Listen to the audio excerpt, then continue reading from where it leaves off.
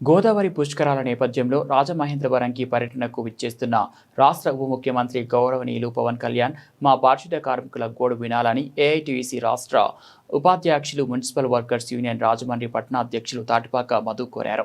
ఆదివారం ఉదయం స్థానిక వెంగమామ కమ్యూనిటీ హాల్లో ఏపీ మున్సిపల్ వర్కర్ యూనియన్ పట్టణ విస్తృత స్థాయి సమావేశం మధు అధ్యక్షతన జరిగింది. ఈ సమావేశానికి ముఖ్య అతిథులుగా యూనియన్ రాష్ట్ర కార్యదర్శి అల్లం వెంకటేశ్వరరావు, కోశాధికారి రెడ్డి రమణలు హాజరయ్యారు. ముందుగా యూనియన్ పట్టణ ప్రధాన కార్యదర్శి కాకి శారద భవిష్యత్ ప్రణాళికను ప్రవేశపెట్టగా సమావేశం ఏకగ్రీవంగా ఆమోదించింది. ఇంకా ఈ కార్యక్రమంలో పట్టణ ఉపాధ్యక్షులు గూడుపుగిరి కార్యదర్శి కాకి శారద, సుగుణ, వరలక్ష్మి, రమణ, దుర్గాప్రసాద్, వీరబాబు తదితరులు ప్రసంగించారు.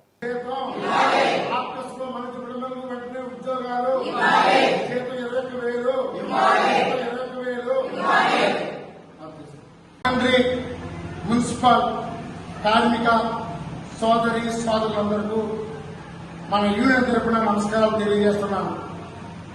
ఒక విపత్కర పరిస్థితి ఈరోజు వచ్చింది. అందుకని మేమందరూ కూడా సమావేశమయ్యాం. ఏంటంటే రాష్ట్ర ప్రభుత్వం, ఇక్కడున్న అధికారులు ఆర్కస్లో మరణించిన కుటుంబీకులకి సొసైటీ ద్వారా ఉద్యోగాలు ఇచ్చి వారికి 15,000 రూపాయలు మాత్రమే జీతం ఇస్తామని నాతో స్వయంగా అధికారులు చెప్పారు. ఇది తప్పు.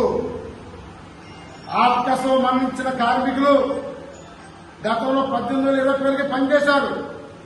ఇప్పుడు ఆ కుటుంబీకులు 15,000 ఇస్తావా? ఆ పాపం కొడతాది. ఇది తప్పుడు చర్య. రేపు వాళ్ళు చచ్చారు, రేపు ఎవరైనా చస్తారు.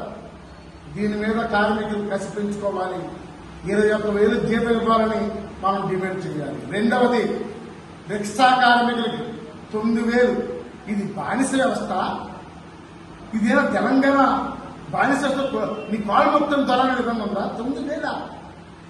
అసలు ఇంటికి, కూరగాయలకి, స్కూల్ ఫీజులకి ఏదో సరిపోతుందా? నువ్వు మాత్రం 8 గంటలు 10 గంటలు పని చేసుకుని 9,000 జీతం ఇస్తావా? ఇది ఎక్కడ సోచం? వాళ్ళ జీతం పెంచాలి. 21,000 ఇవ్వాలి. ఆ ప్రశ్నలో కలిసినా కాకపోయినా వాళ్ళ జీతం పెంచాలనుకుంటున్నాం. 60 సంవత్సరాలు పూర్తి అవగానే మీరు రేపటి నుంచి రావద్దన్నారు. ఇదే వృత్తిని నమ్ముకుని ఉన్నాం. అందుకని వేరందరూ కూడా వెంటనే ఉద్యోగాలు ఇవ్వబడుతున్నాం.